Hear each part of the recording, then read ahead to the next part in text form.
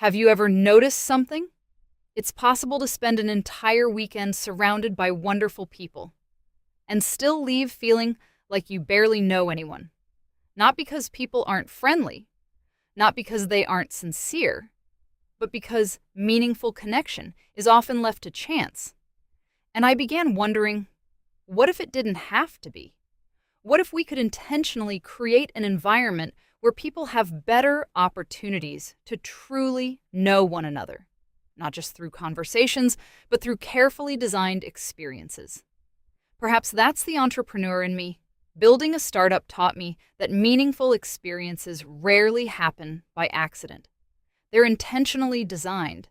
And I began wondering, why should meaningful human connection be any different?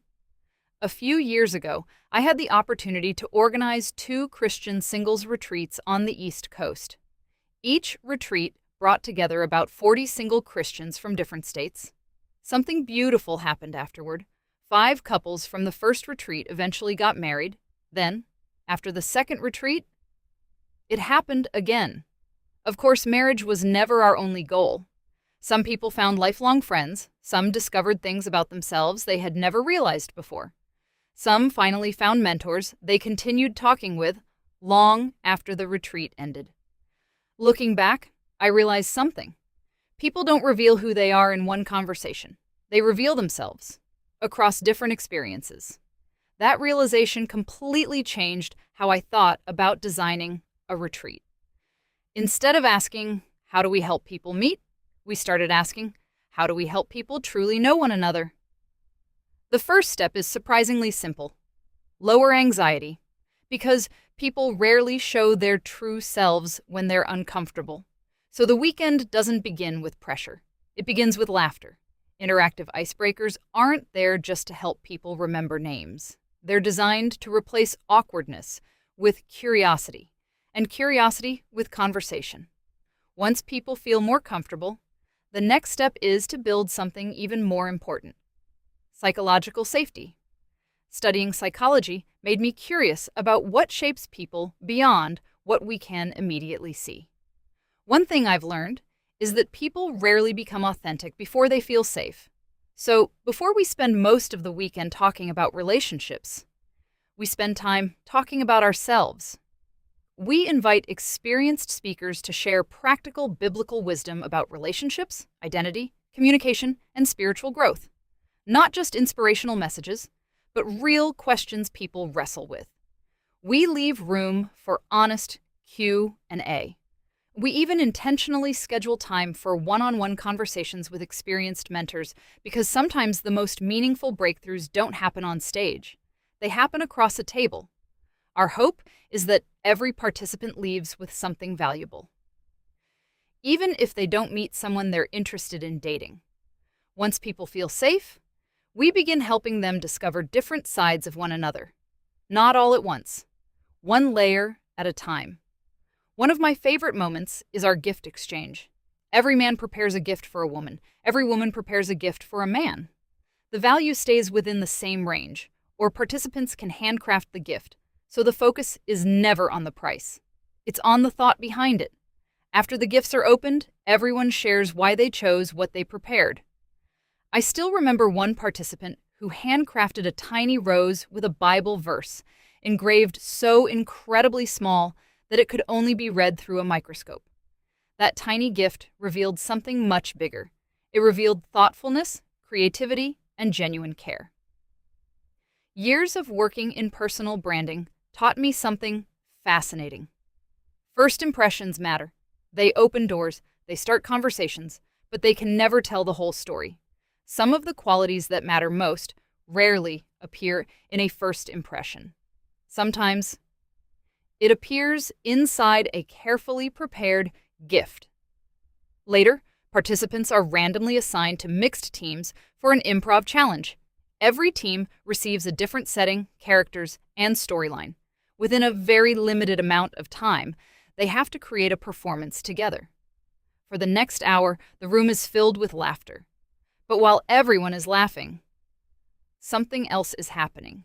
People begin noticing who naturally encourages others, who quietly listens, who leads without controlling, who stays calm when plans suddenly change.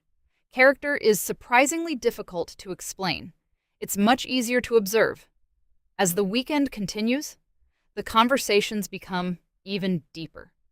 We invite everyone to explore questions about faith, marriage, family, priorities, and life decisions. Not to debate, but to understand. Sometimes people realize that someone they hadn't paid much attention to earlier turns out to share remarkably similar values.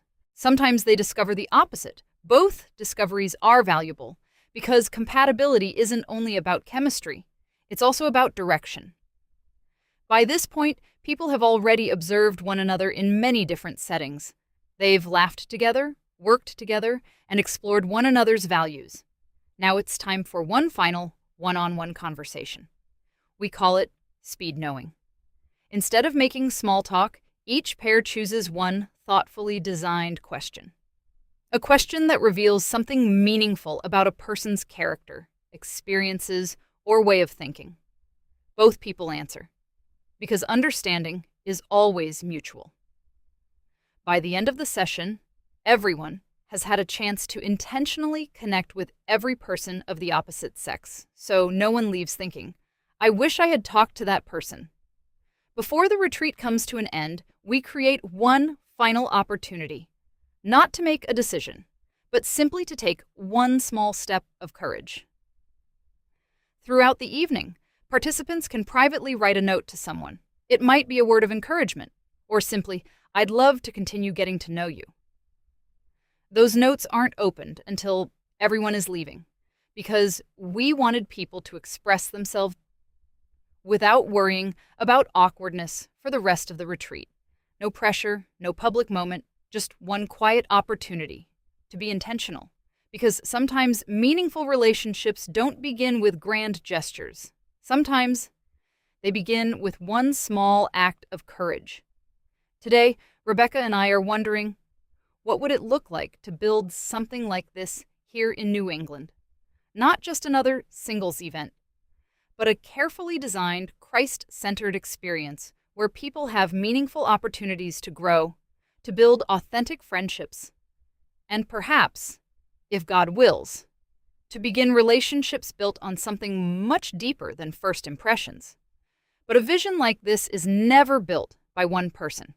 It needs people with different gifts, people who enjoy creating meaningful experiences, people gifted in hospitality, logistics, photography, media, administration, worship, mentoring, speaker, counseling, prayer, or simply making others feel welcome. You don't have to be single to join us.